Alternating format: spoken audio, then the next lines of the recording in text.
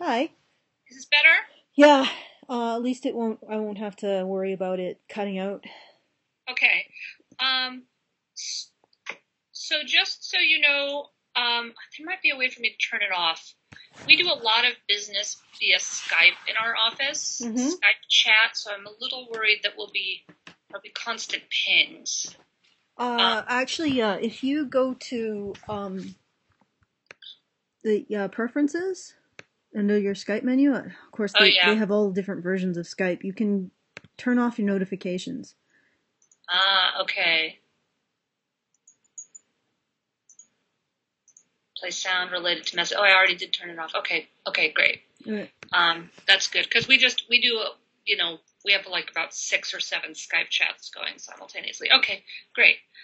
Um, well, thank you for taking the time to chat. Mm-hmm. I guess I'm interested in hearing how you personally got involved in the men's rights movement. Um, I personally got involved. It actually started. It's a story that started around when I was 16. Um, I was originally went to an all girls school when I was younger, an all girls boarding school. And when I came home, my mother actually thought that I was becoming too radically feminist, so she gave me a book by a counter feminist. It was called Princess at the Window, and I don't remember the name. I really should know the name of the author, but I still have it, the book. But that was sort of my first exposure to counter feminist thought or feminist critical thought. And after that, I started to read all kinds of other authors that were counter feminist or feminist critical. Warren Farrell, Christina Hoff Sommers, Kathy Young, you know, all kinds of pretty much everything on the topic. When by the time I got to university, I started to read the whatever was in the university library on men's issues and men's rights and the male perspective. I even went so far as reading some of the queer studies stuff and stuff about male sexuality and male friendship. So it was sort of a topic that was really interesting to me. Now I don't, it's not really a very dramatic story. It was just some a topic that became that interested me, and my mother sort of got me involved in it. And actually, her story is a little more interesting. She started the first Take Back the Night March in the city where I was born, Oh wow. and she was also part of a feminist collective who were putting out a newsletter or a newspaper or Zine or something at the time.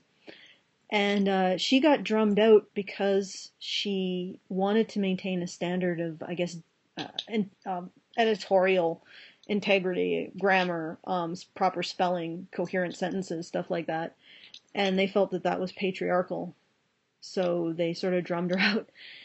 And I think that was the beginning of her disenfranchisement with the movement. And another instance that sort of cemented it for her was during one of the Take Back the Marches where my father volunteered to bartend. There were feminist separatists who refused to touch the drinks that he made because a man had made them. And after that, I think she started to sort of question feminism and what it meant, which sort of culminated in her reading this literature and then passing it on to me. Wow, that's interesting. Okay. Yeah. Um,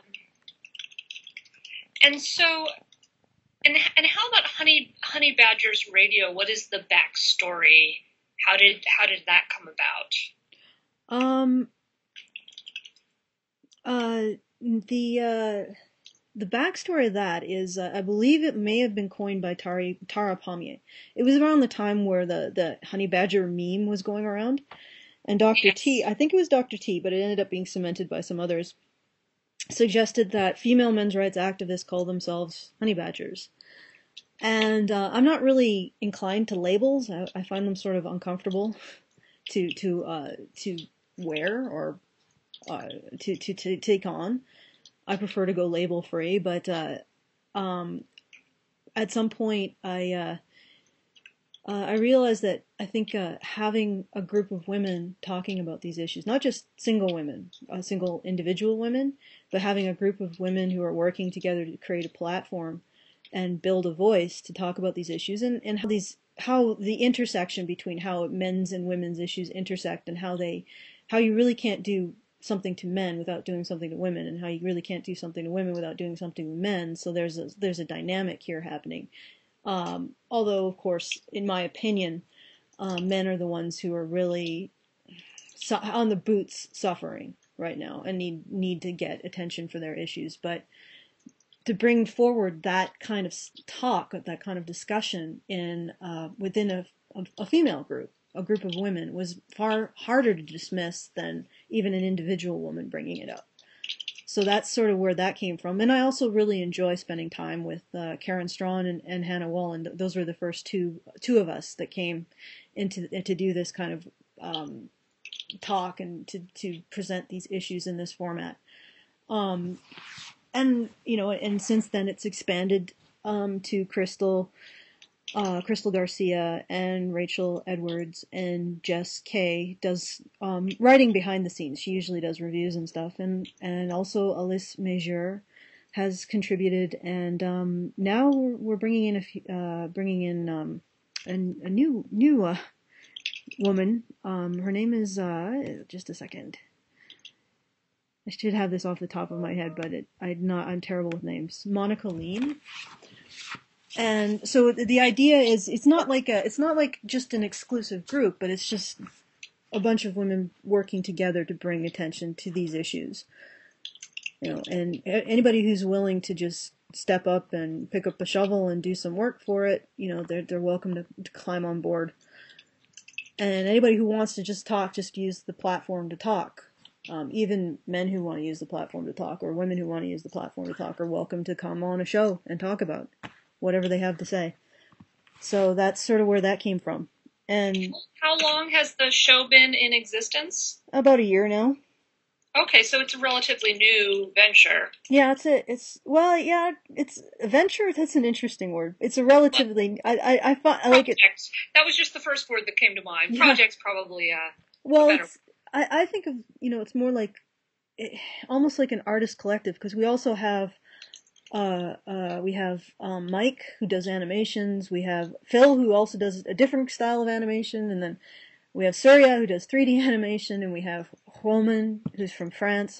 His pen name is Europa, who does artwork, and we also have Yule, who is at the conference, who also does artwork, and I do artwork, and we sort of there's a lot of writers in the group who do not just I do comics and fiction, so it's like almost like we want to also incorporate that artistic and even geek culture aspect to it as well.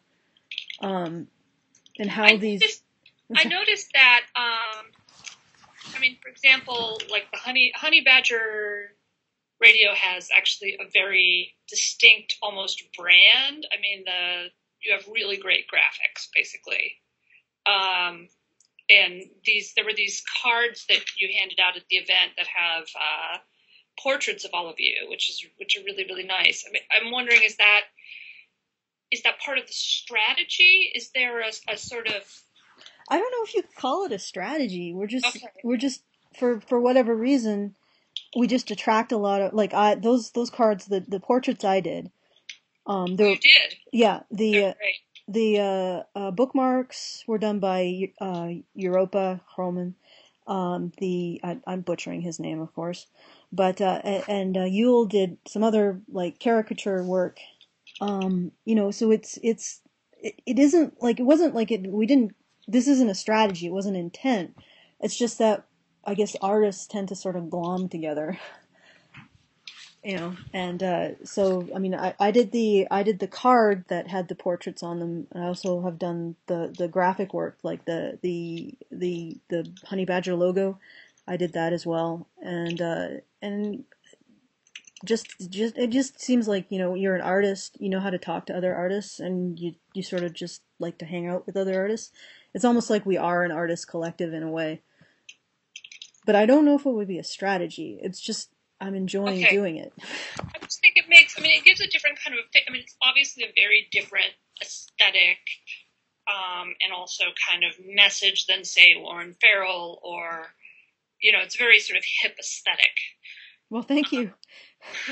I appreciate Uh, the compliment. Like, the reality is that I do what I think I like. So, and I think that's the same with Mike and with Yule and with Roman Europa. We just sort of do what we enjoy, and okay. that's really where a lot of way that's the way I want to approach this. Honey Badger Radio is to try to have fun. I mean, these are serious issues, so you can really get sucked into the seriousness of it and lose a lot of your sense of humor and fun very easily. But the idea is not to do that, to use that sense of humor and that sense of fun and just creating beautiful things as a way to cope with the problems that we deal with and the concerns that we bring up and the issues that we face. So it's that's sort of the approach. And yeah, it does look more hip, but I always wanted to make something like a refuge almost, that we do talk about these things, but we can do it in a way that we don't lose hope.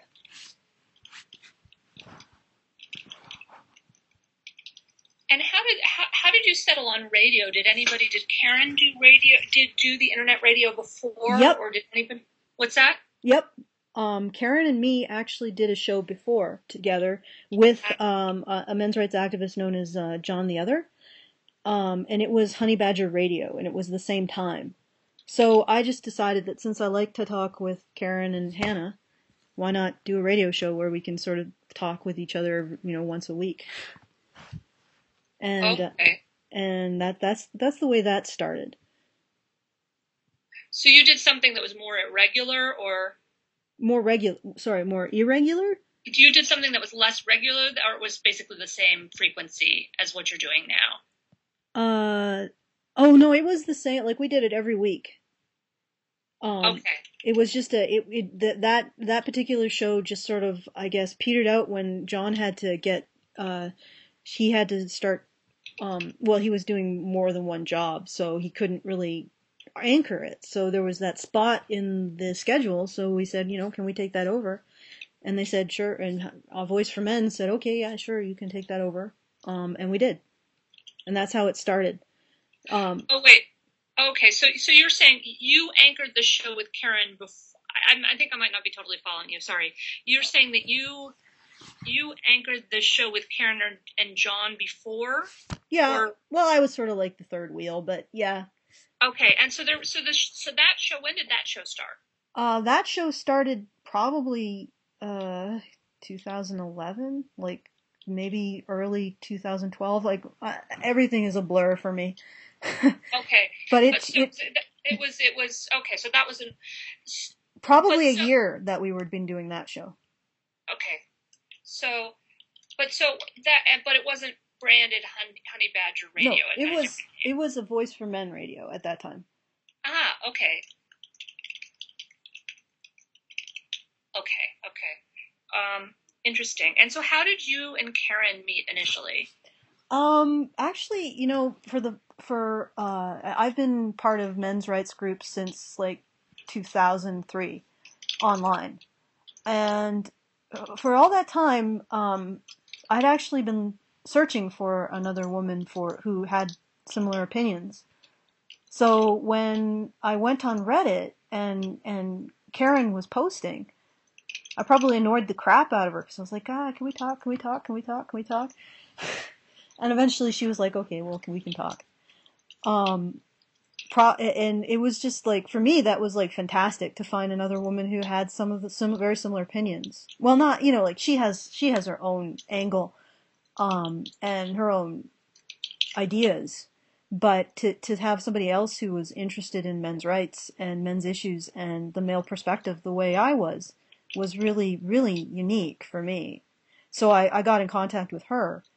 And then before that, I had been writing for A Voice for Men. And then I actually got in contact with her. I actually saw her first video. And she that was before she had gotten like the huge. But it was just really fun to meet another woman who thought similarly to me. And then a year later, I met Hannah, or not, maybe not a year, like sometime in early 2012, I met Hannah, which was really great too, because it's like, wow, I got two of them now. And that was awesome. And then the others sort of came early this year. So it's been great because, you know, you go from just feeling like you're the only one to finding another one, and then finding another one, and then, oh, there's three more. And, you know, and there's even more that seem to be coming up too.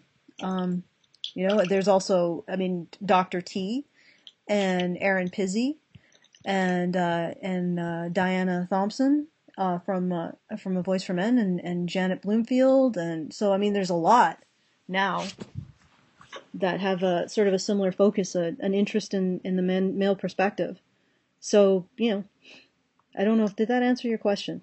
That really, no, it does. It definitely answers my question. And you know, you're the first person I'm talking to, so all information is useful in terms of helping me understand. I've having been at the conference and having read a bit about men's issues, broader context I have some grasp on, but this is really any information you can give me is helpful. So yeah.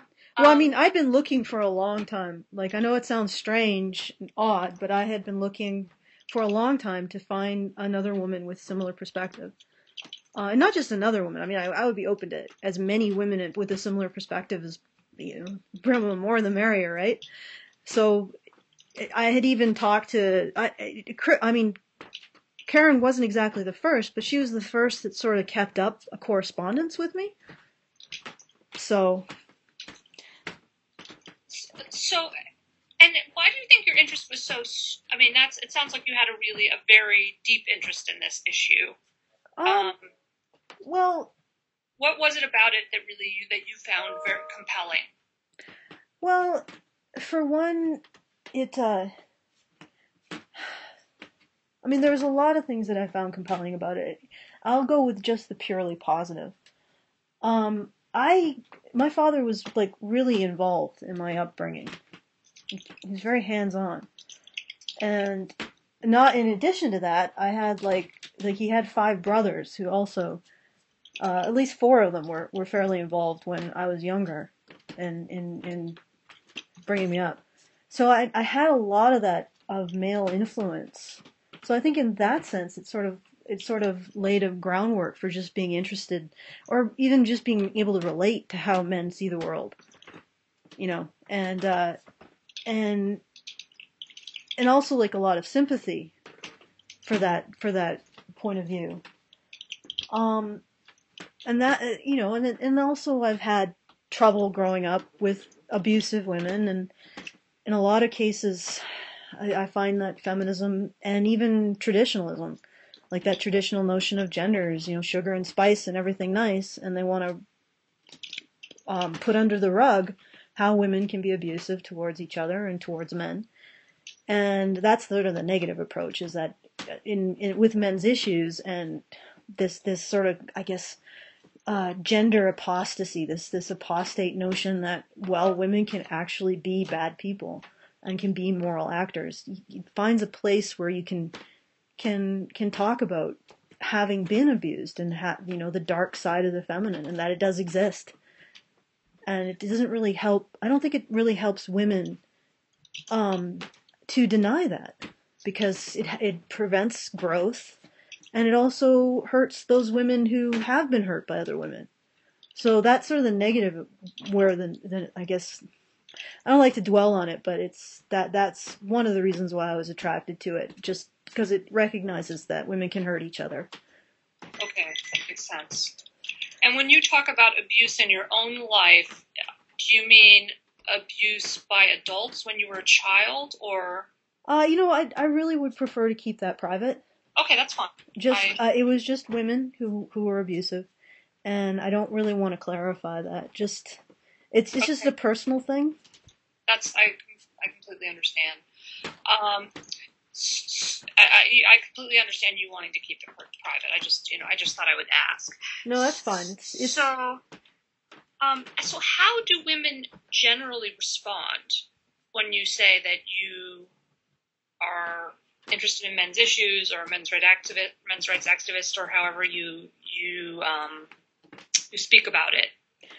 Well, the reality is to be honest, I'm not the kind of person who wants to jump on people and tell them how to think or believe or act or what they should care about. So I tend to keep those cards close to my chest when I'm not dealing with actual online stuff. It's just that I really am not. I really don't want to become a person that demands that people care about the things that I care about, because I know everybody has their right to care about what they care about, right? I mean, I will, if somebody asks, I'll tell them about it. But if they don't ask, I sort of keep it quiet. And it's not that I'm not uncomfortable telling people, it's just that sometimes I just need a break from it. And when I go out and I want to go to a movie, or I'm at lunch, or I'm at a hairdresser's or whatever, it's just, I want to just be in the moment and not be constantly thinking about these issues. It's, for me, it's hard enough thinking about them as much as I do, because they are fairly emotionally stressful for me. And I know they are for the men that are dealing with them, and the women who are dealing with the fallout of these issues. But for me, I like to keep it a little bit separate. So I can tell you what my husband has experienced telling people or women about the movement. He's actually gotten a lot of positive feedback. Interesting. Yeah. At least but we live in a small town, so there might be a different culture. Some women are saying, hey, yeah, that's needed. That's something that needs to happen. Because guys get sort of a short end of the stick in a lot of areas. Especially suicide. When you bring up suicide here, that's something they all clue in on, because there's a really high rate of suicide in rural communities of men.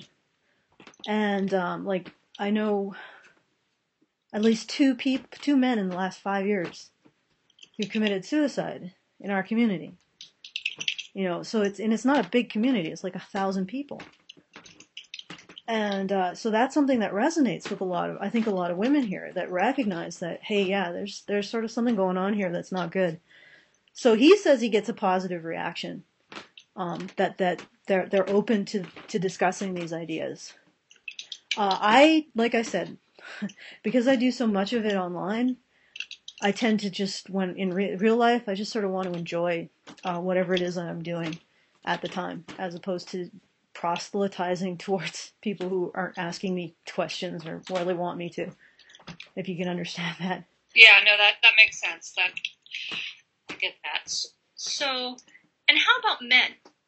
How do men react when you talk to them about, because it sounds like when you first got involved with men's issues, you were really oftentimes the only woman in the room, so to speak, or the only woman in the chat room. Well, I would talk about this stuff mainly in men's rights forums. Okay. So they were already sort of clued into a lot of it. But outside of that, you get a mixed reaction. Usually it's this really strange mix of, you're being retrogressive in bringing this stuff up. Men should be stoic and quiet about their issues. And it's like, well, why are you calling me retrogressive at the same time as you're supporting a very archaic notion of gender, that men should be stoic and quiet about their issues? So sometimes that comes up. I remember trying to start a men's issues group in a national organization of students in Canada. And it was me and another woman, which was interesting. And guys said, well, that this is two women starting this. And it pointed out, and I was like, yeah, you're right. So that's one reaction I got. But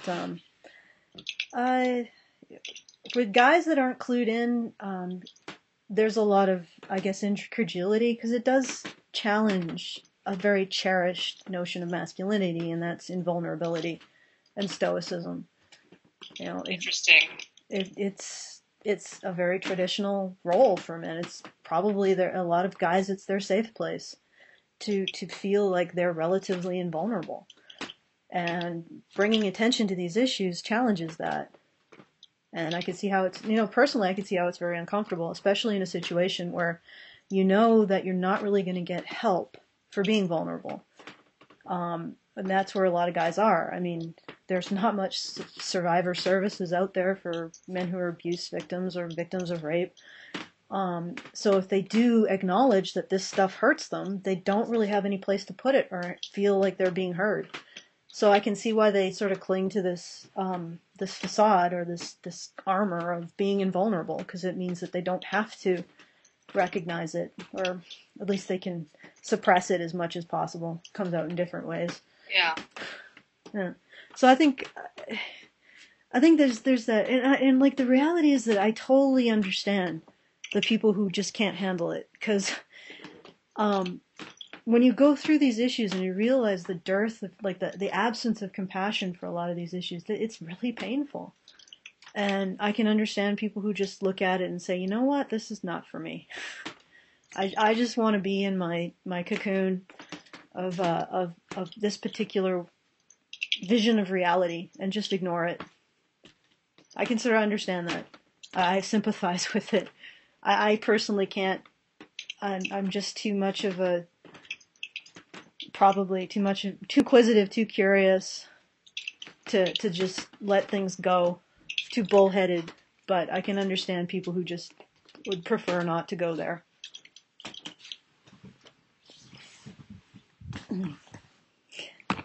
And so, I mean, have you had any particularly interesting or moving encounters with men who, as a result of your involvement in men's rights issues, men who have been, who have been grateful or... Oh yeah, quite a lot. Like quite a few times I've had guys, specifically in particular survivors of sexual abuse, who've emailed me and said things like, you were the voice that kept me sane, challenging the orthodoxy about this, that sexual abuse is something that men do to women, and challenging the statistics and the numbers behind it. And you were the one who or you helped me stay sane. And in some cases, I've had guys say that I made them reconsider suicide. So that was pretty intense. And I've had guys write, because I've done series on the kind of activities that women do that are sort of like this relational aggression that women engage in, and I've detailed some of the aspects of it. And I've had guys come back to me from that and said, that this has really helped me protect myself in a lot of ways. And that was also good. And I've had women also say that to me. I never really understood how this stuff worked, but you laid it out so clearly that I understand it now. And so I feel like I've made an improvement in some people's lives, and that's about all you can hope for. Yeah. And the reality is, I want to protect people against these kinds of dynamics, against feeling isolated as a survivor of female perpetrated abuse, and also to help them protect themselves from these kinds of antics that women seem to be particularly good at. This kind of relational aggression, rumor mongering, this kind of stuff, and actually even present a better way to women. That's sort of my ultimate goal, is to try to figure out a better way for women to relate to each other, and a healthier way, a more supportive way, and try to model that and provide that. And yeah, I mean, that's I don't know if I do that, but that's what I'm trying to do. Very interesting. Okay. Um, and so that's when the blog that you write for, when you talk about ending the empathy apartheid, that's what you're talking about then? Yes. Okay. Well, I mean, there is a dearth of empathy. There's not just a dearth of empathy for the male experience, but I think there's a profound misunderstanding of the female experience, and the empathy is misapplied to women. Because, I mean, there's compassion isn't just coddling someone. You know, it's giving them a hand when they need it, but also a kick in the ass when they need that. And also respecting them as individuals, as people. I find that the empathy or the compassion that our society gives women disrespects them, their personal choices. I mean, it puts women on a pedestal, and when a woman makes a personal choice to be bad, it ignores that. But then by ignoring that, it is also ignoring those women who choose to do good. Because it's a meaningless choice. It becomes a meaningless choice if you get treated exactly the same no matter what you do. And that takes away that sense of self. And I think it's very disrespectful to women. And it is sort of a hollow kind of compassion. If you're giving compassion to a group of people but not respecting them as people, if you're giving compassion to women because they're women but not respecting them as people who make personal choices to be good or be bad or to be better, then that's not really compassion. That's, I don't know, you're making women into paper cutouts in a passion play in your own mind. So it's not just the empathy apartheid towards men, but also questioning the kind of empathy and compassion we give women and whether it really is healthy. The series that you wrote on women's relational dynamics, where can I find that? You can find it on my YouTube channel. It's the Threat Narrative series. Okay. The Threat Narrative series. Yeah. Okay. And it goes from women engaging in it on a relational level to societies engaging in it on a much more widespread level, and also how it relates to the rise and fall of empires, and also racism and anti-Semitism and classism and stuff like that. So it's interesting. Sounds interesting. So, and tell me, do you have a day job? Currently just a freelance illustrator.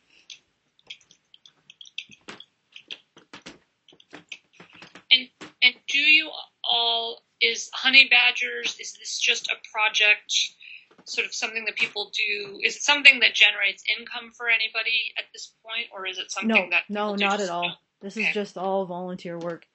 Karen probably has a large enough YouTube channel that she's generating income. But for the rest of us, this is a labor of love. Okay. And how many, I mean, well, I guess I can ask her, do you know how many listeners you have to Honey Badger Radio? Maybe, 5,000 or so. I mean, if you include the live and the archive broadcasts, maybe a bit more than that. 10,000. Sort of weekly listeners? Weekly listeners, probably, let me think. Probably between 5 and 10,000, depending on the episode, because some episodes are more interesting to people than others. That's a sizable audience. I mean, I got the impression that this is a relatively small movement still. Oh yeah, people know each other. I mean, when I was at the conference, it's just by how many people knew each other. Mm-hmm. It seemed like a relatively intimate community still. Yeah, well, a lot of the promotion comes from Karen's channel, and Karen's channel is fairly large. I guess the largest men's rights channel. So I'm giving you numbers based on how many people watch the YouTube videos and download from our Libsyn archive. So it's not It's not huge. I mean, it's not coast, like one of the big alternative radio stations, but it is what it is. When I started there, the biggest game in town was like a 500 person forum. Now, you have Men's Rights Reddit, which is honing in on 100,000. So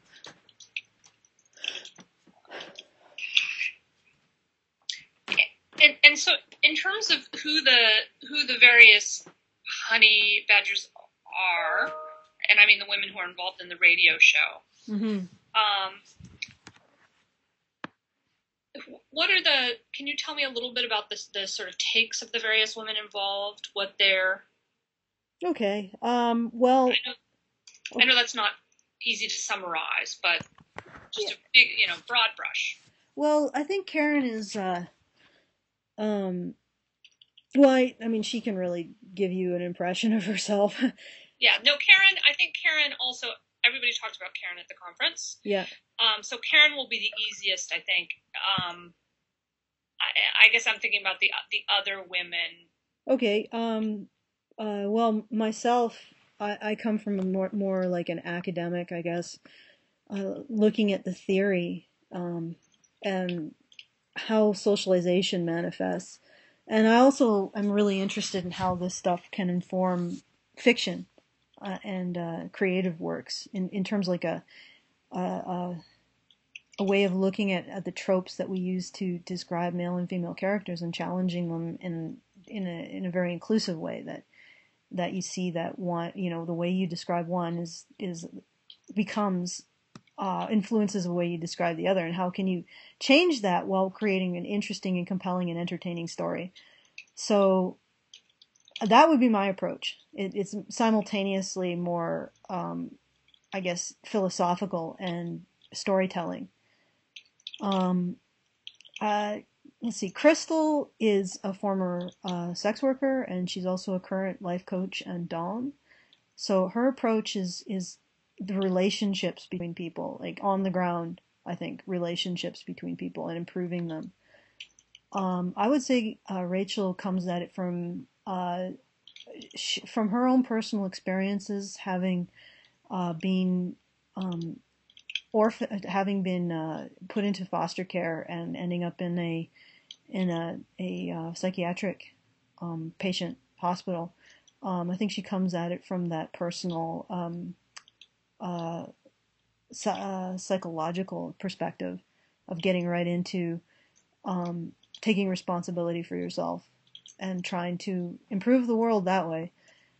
And Jess, she writes our reviews of our entertainment reviews, and I think she just really cares about her husband and her son, and she really wants to do something to protect them in whatever way she can. And she's a very good writer. I'm not sure if that helps describe her. Yes. And Alice is feisty. She's feisty. And Hannah is more of a journalist. She takes the approach of investigating, analyzing.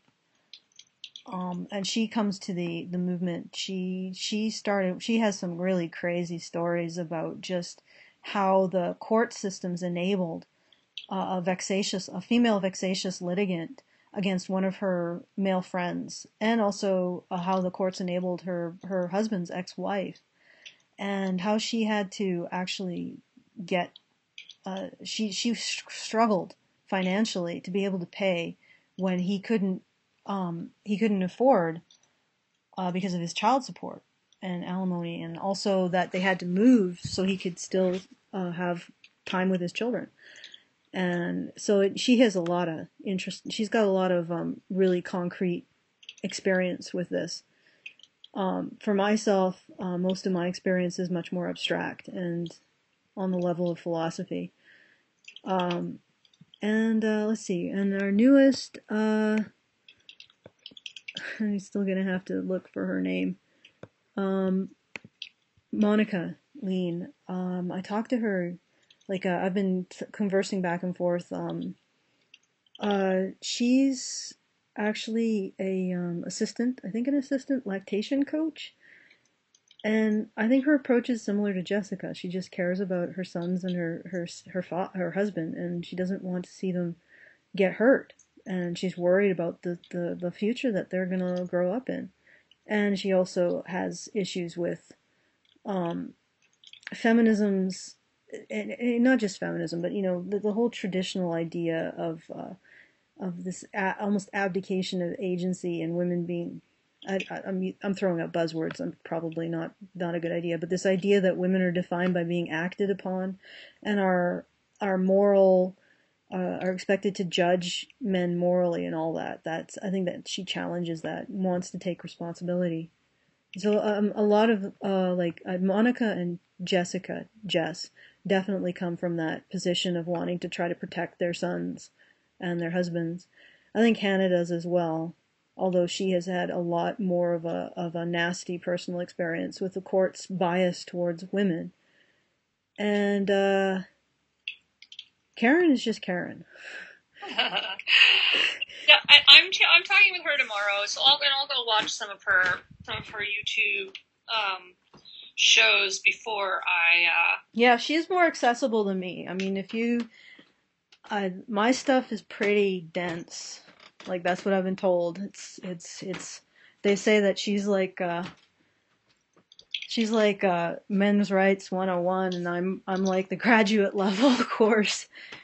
So I apologize if it's a little bit too much. I would start with my stuff. I'd actually start maybe with men's rights versus feminism explained using magnets, and I can actually send you a link to that. That'd be great. 'Cause that sounds fun too. Yeah. It's although I've now had a request to explain magnets using feminists. I'm just trying to figure that one out. So, are you sending that right now? Yeah, I better do it now, otherwise I'll forget. I'm terrible with that. But go ahead. Just 1 second. I'm not doing anything that requires a heck of a lot of thought. Just my husband's called a couple of times, so yeah. I'm just going to email him. Okay. And I can understand that.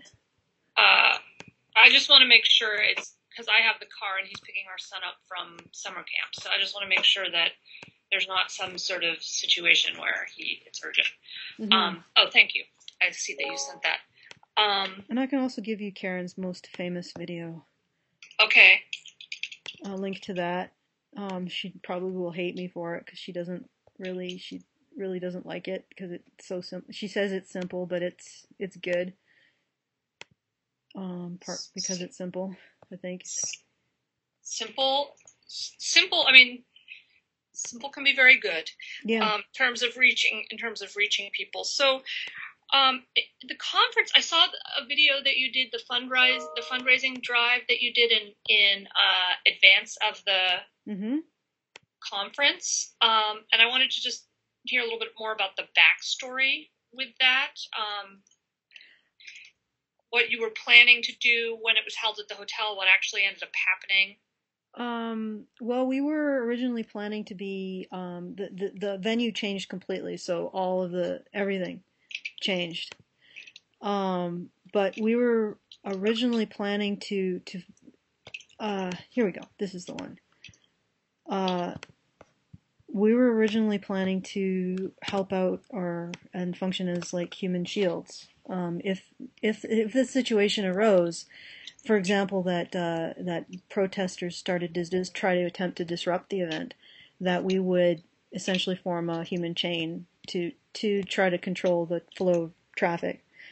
And we figured that would likely, just having our presence there would likely dissuade any kind of potential violence, just because it would look bad, and people generally do not want to and in general do not like to direct violence towards women. And so that was our original plan. We were also, I mean, not the full original plan, but just in case situation. And we also wanted to present that there are women And there are other women, not just the honey badgers, but even more women that are involved in men's rights and trying to present these issues. And we did that. Like there was a lot of press there, and they came up and they talked to us, and we talked to them. I believe you said that you talked to us. I Me? did. I don't quite recall that. It might have been while I was very I busy. don't think I actually talked to you. I talked to Crystal and well, I'm no, I guess I think I met you at the table, but I don't think I spoke in any depth with you. Oh, okay. All right. Well, I talked to Crystal for a while. I talked to Karen briefly, and there was somebody else there who Rachel or Jess? Jess has long, wavy black, dark brown hair. I think it was Jess. Okay, yeah. She's short, so Yes, that was Jess. yeah. So I spoke with Jess for a little while as well. Yeah. Yeah, okay. Well, so we were there. We were intended to sort of represent to the press that there are women involved, and even a group of women who are trying to support the conference. So that was sort of the plan, and that's what happened. The venue changed, and there was no protests. So some of the plan was changed with that. So how long did it take you to raise the money? Because it seems like you exceeded your goal by quite a margin. It took us about a day to raise the 5,000, and I think like maybe an additional day to go to 6,500. And the reason why we did that stretch goal was because it was so quick that I did this, that there was some stuff that I didn't account for. Because this wasn't a straight fundraiser. If we had just gone out and said, give us money, it would have probably been a lot easier. But because I did the rewards, which required shipping and purchasing the rewards, it actually increased it substantially, which I don't know completely until I finish shipping, which might be next week. So, but yeah, we got our initial goal within a day, and I think we got the additional stretch goal within another day. So. And in terms of, you talked a little bit about being there as a group of women supporting this conference, and I mean, presumably that changes people's perception. I mean, and can you talk a little bit about how you as women can be maybe more compelling spokespeople for the issue, or how people might receive you differently as spokespeople for the issue than men? Mm-hmm. Well, I don't know if we're more compelling. Like Warren Farrell and Paul are pretty compelling, and Tom Golden very compelling. Well, maybe I find them more compelling. Or I'm not going to go there, but I don't think that men are not compelling. It's just I think that there is a certain gravitas that people give to women's voice, especially when it comes to issues of moral concern and compassion and empathy. We tend to listen to women when they say, "Hey, take a note of this. This is something that we need to care about." And you can see that in the history of women influencing the government, starting from even before, but temperance movement and all the sort of moral movements that women have done to bring attention to issues. And I think that there's that, and I think that perception is compounded when it's a group of women, because it's almost like it's been triple, double, quadruple vetted, this idea, and so I think that is a measurable effect. I think also I don't want to just say that it's about men's issues. It's also, for me at least, and they will all the other people, all the other women that you talk to will have their own voice. But for me, at least, it's about becoming a better woman and taking responsibility and presenting women who have that focus in mind, that they want to take responsibility for how they affect society, how they affect men, how they affect children, how they affect other women in their lives, and they want to be better people. And presenting that, I think is actually, I think, compelling to other women in some sense, in a lot of senses. So I'm not sure if I've answered your question. Could you Well, so repeat it? I guess maybe, and you are answering my question, but maybe I can phrase it a different way to sort of get at a different question, and that is, I mean, do you think as women you're more able to defuse some of the preconceptions people have about the movement? Yes, I think that is true. Um, and and I think also we can present an aspect to the movement that is appealing to people, which is that it can help women to improve their own lives and become better people and fulfill their potential, a greater potential. And not a greater potential, but the potential that's already in them. If they start to move away from seeing themselves as being victims of society to being active agents in creating society. So I think that can be appealing to people. So it's not just having a female face, but actually seeing women taking responsibility and becoming, becoming active agents in society and trying to change society. I think that's positive too. And I don't want that to overshadow the issues that we bring attention to. But I know also that in many ways it will. My husband is calling again. I'm a little concerned. Do you mind if I hang up and go ahead and take this call? Okay, sure. And I'll Skype message you when I'm done. Okay. All right, thank you. You're welcome. Hi there. Yeah, I just wanted to clarify that. I feel a little bit like I need to clarify that last sentence about absolutely. overshadowing. And I'm really sorry to have gone so abruptly. No, it's okay. I understand that family comes first. When I said that the overshadowing statement, what just to clarify that, I think that if we look at the situation as a lack of compassion for men, I think the compassion will come from women recognizing their strength, recognizing the influence they have over men and society and each other, and starting to own that and take positive steps to be responsible and to use that for the benefit of other women, of men, of children, of society.